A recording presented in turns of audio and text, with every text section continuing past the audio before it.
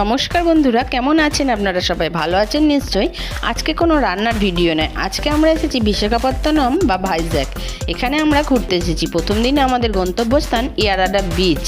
চলুন, আমরা গাড়ি নিয়ে প্রায় চলেই এসেছি বিচের ধারে। গাড়িটা পার্কিং করেই আমরা চলে এসেছি একদম বিচের সামনে। এখানে খুব একটা বেশি লোক সমুদ্রে স্নান করে না, কিছু লোক স্নান করে। আর এই দিকটা রয়েছে বোল্ডার ফেলা, এদিকে তো স্নানের কোনো প্রশ্নই ওঠে না। আর ওই দিকটায় দেখুন কিছু লোক স্নান করছে। আর ভাইজ্যাকের বৈশিষ্ট্য হলো এখানে সমুদ্র আর পাহাড় পাশাপাশি একদম। যেমন আমরা পুরীতে দেখেছি সমুদ্র যেখানে সেখানে শুধুই সমুদ্র, কিন্তু পাহাড় আবার অনেকটা দূরে যেতে হবে।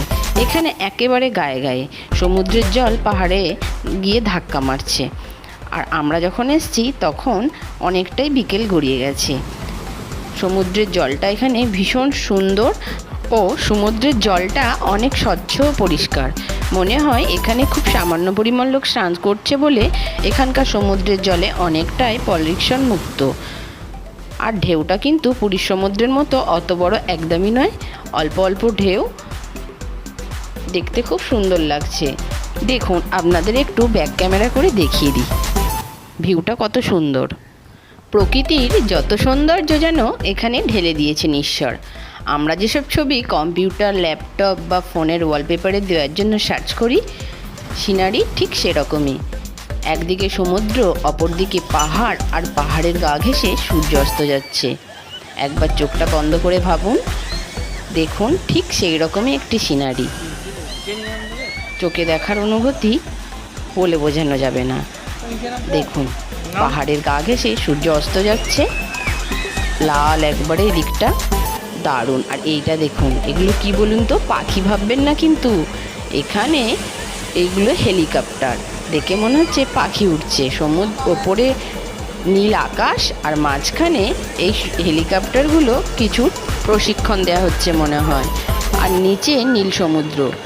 চলুন এবার এখান থেকে ফেরার পালা। এখান থেকে ফিরবো হোটেলে।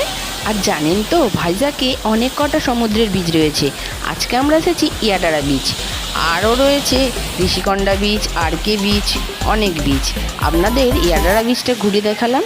কীরকম লাগলো ইয়াডারা বিচ আমাকে কিন্তু কমেন্ট সেকশানে লিখতে ভুলবেন না।